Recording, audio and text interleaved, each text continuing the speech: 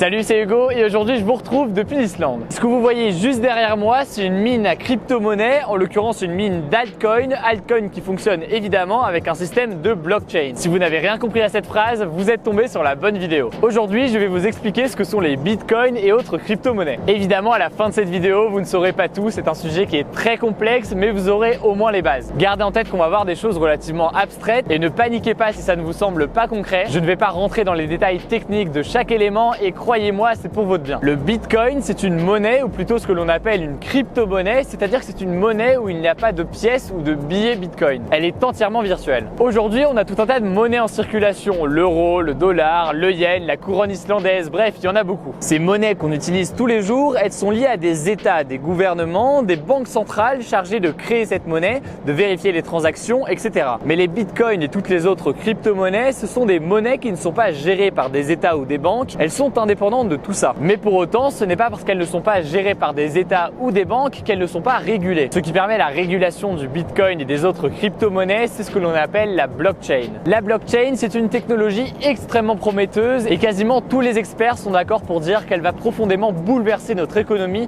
encore davantage que l'intelligence artificielle. Alors, pourquoi la blockchain est-elle aussi révolutionnaire et que fait-elle pour le Bitcoin? Aujourd'hui, quand vous achetez un produit, on l'a dit, il y a un intermédiaire. Votre banque, par exemple, qui va vérifier la transaction, vérifier que vous avez l'argent, etc., etc. La blockchain, c'est un registre qui note toutes les transactions effectuées et ce registre est disponible publiquement. Pourquoi l'appelle-t-on blockchain? Eh bien parce que s'il faut le représenter schématiquement, il est composé de blocs et de chaînes. Sur les blocs, on inscrit au fil du temps les nouveaux échanges et les nouvelles données sur le Bitcoin et les chaînes servent tout simplement à relier ces blocs. Le système est fait de telle façon qu'il est impossible d'effectuer une fausse transaction. Chaque transaction ou changement est vérifié par la blockchain avec une méthode qu'on verra juste après. Il ne peut donc pas y avoir de fausses opérations. Par exemple, vous ne pouvez pas payer quelqu'un en Bitcoin si vous n'avez pas de Bitcoin parce que tout l'historique depuis le début du Bitcoin est écrit et la blockchain certifie donc le fait que vous avez ou non du Bitcoin. Tout le monde peut donc voir les transactions de Bitcoin réalisées, même les plus petites, grâce à ce registre de la blockchain. Cela dit, personne ne sait qui détient quel portefeuille. C'est pour cette raison que les gens ont tendance à dire qu'on parle d'un réseau transparent et anonyme. Transparent parce que toutes les transactions sont visibles, mais aussi anonyme parce qu'on ne sait pas qui a fait quelle transaction. Le caractère anonyme, c'est aussi ce qui a fait que le Bitcoin était utilisé ces dernières années comme moyen de paiement sur Silk Road,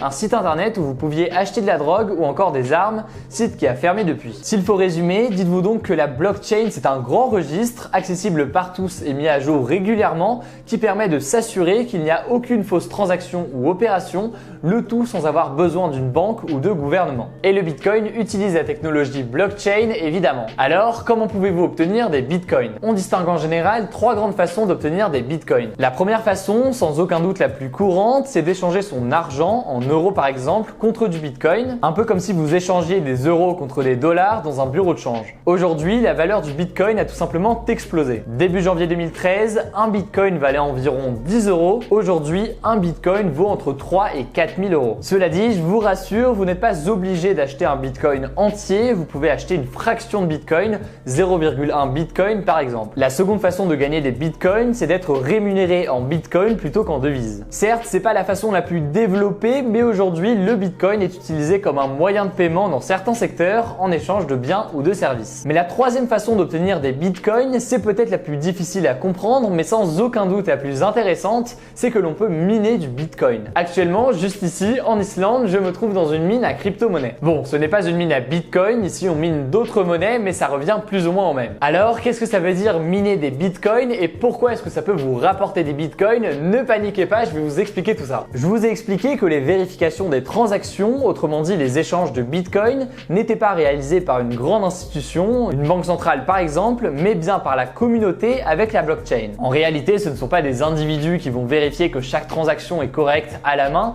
mais bien des ordinateurs dédiés à ça. Les ordinateurs qui vérifient en permanence les transactions consomment énormément d'électricité et coûtent énormément d'argent. Le protocole du Bitcoin, qu'on pourrait voir comme un logiciel ou un script qui définit le fonctionnement du Bitcoin, a été écrit de telle façon que les nouveaux Bitcoins qui sont produits toutes les 10 minutes sont distribués à ceux qui se portent volontaires pour vérifier les transactions avec leurs ordinateurs, autrement dit ceux qui minent. Supposons que j'ai un ordinateur très puissant, que je veuille aider le réseau Bitcoin en vérifiant les transactions, j'installe le logiciel nécessaire pour faire ça et mon ordinateur se met à vérifier les transactions de Bitcoin bitcoin partout dans le monde. Autrement dit, mon ordinateur se met à miner, on appelle ça comme ça. Pour ce minage, donc cette vérification des transactions de bitcoin avec la blockchain, vous êtes donc rémunéré en bitcoin ou plutôt en fraction de bitcoin. C'est ce qui pousse les gens à vérifier les transactions, c'est comme une sorte de récompense si vous voulez. Je vous passe les détails techniques, si vous voulez plus d'informations, je vous mettrai des liens dans la description, mais le script du bitcoin est tel que c'est de plus en plus difficile de miner du bitcoin.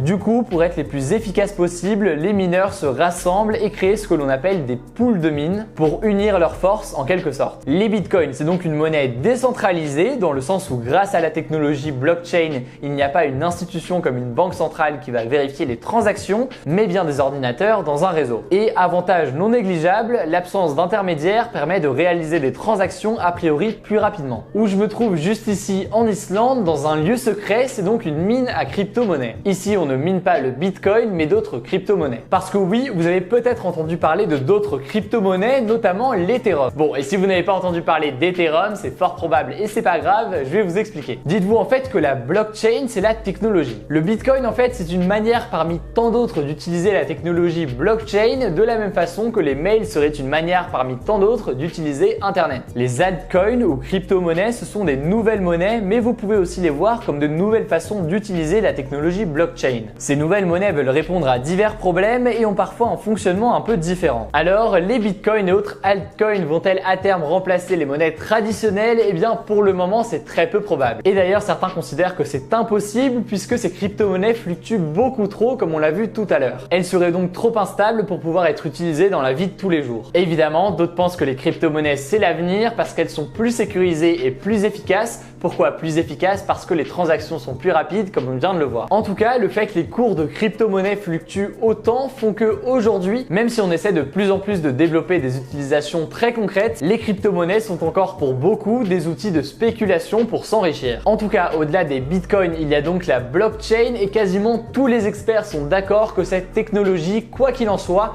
va résister et bouleverser notre économie. C'est tout pour cette vidéo, j'espère qu'elle vous aura plu et qu'elle vous aura permis d'y voir plus clair. Bien sûr, c'est une vidéo d'introduction, on pourrait dire beaucoup plus de choses, mais l'idée c'était vraiment d'avoir les bases. Merci à Genesis Mining de nous avoir accueillis dans leur mine. C'est pas un partenariat, c'est pas une vidéo sponsorisée, simplement je voulais faire une vidéo sur les bitcoins et sur les crypto-monnaies et je trouvais ça plus sympa de le faire ici. Dans la description, vous retrouvez toutes sortes de liens pour en savoir plus. N'hésitez pas à mettre un maximum de pouces bleus si cette vidéo vous a plu, à vous abonner si ce n'est pas encore le cas et nous on se dit à très vite.